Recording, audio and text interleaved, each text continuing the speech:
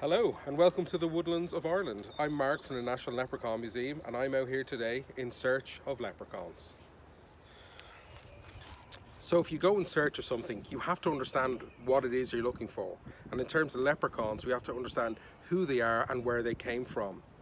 Going back to the older leprechaun stories, we see that they're a race of people known as the Leprechauns who came from a mythical land called Faelin off the northeast coast of Ireland. So we have to look at their life in Faelin to understand the leprechauns that we have today.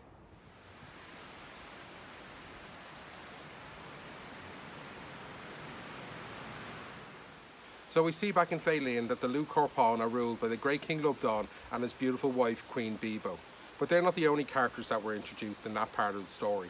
We also learn about Tober, who's the head of the leprechaun army, who could fell a thistle with a single swoop of his shillelagh.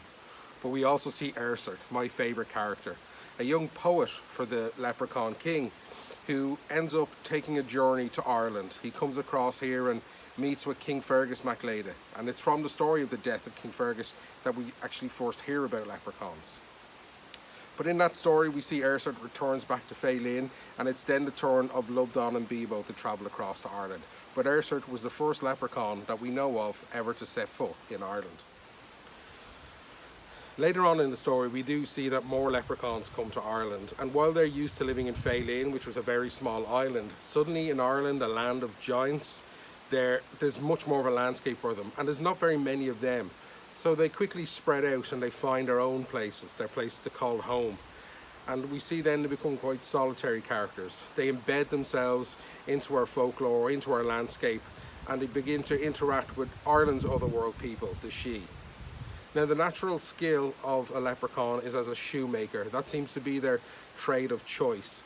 And when people who make shoes meet with the Irish fairy folk, who are all about celebration and festivals and dancing, well, it's a marriage made in heaven.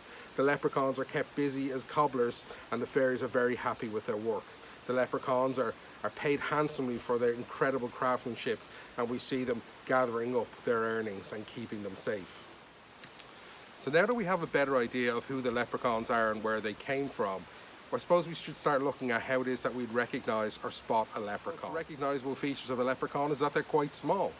And the stories vary about their heights, but I suppose we vary as height as people. In some stories they're as small as the close cropped grass coming to just their waist, or they're 3 fists high, 1/3 the height of a human or knee height. So we're looking out for a smaller person. The other thing is, like, what are they wearing? Well, people today think leprechauns are dressed all in green with a big green top hat, but traditionally they would have worn brown earthy tones to blend in with our landscape. They also were very well known for wearing their red hats, and it was said that the hat was magical.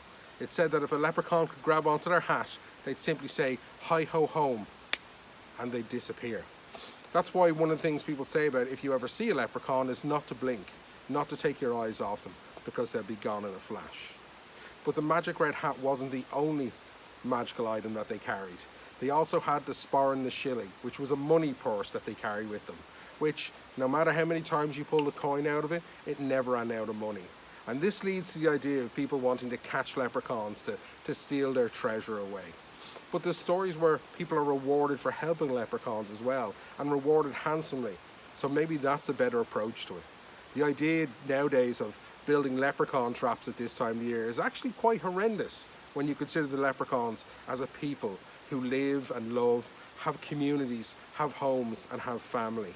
I think it's much better to go out and, as I said, try to observe them in their natural habitat. Usually the first sign of a leprechaun in any leprechaun story isn't catching a flash of them or seeing them standing obviously directly in front of you. It all starts with a tap.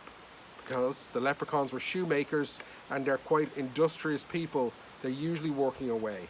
And people find leprechauns when they're not looking for them. When they're out walking one day and all of a sudden you'll hear the of a leprechaun making a pair of shoes for one of the fairy folk.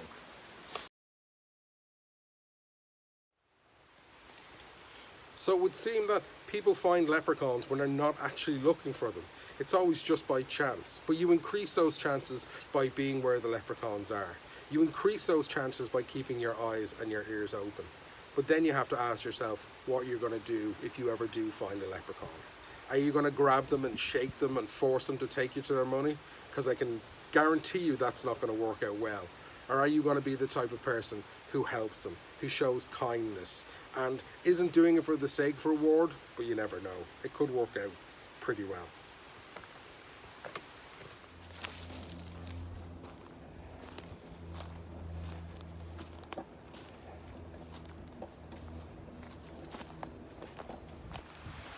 So I'm setting off home after having my adventure, and you're probably wondering, did I see a leprechaun? Did I hear a leprechaun? Well, I'm not going to tell you, but just check how well dressed I am next time you see me. Really, I'm not after the gold anyway, because in the National Leprechaun Museum, we have a pot of gold we keep at the end of a rainbow, and we're more than willing to share it with people in the form of stories.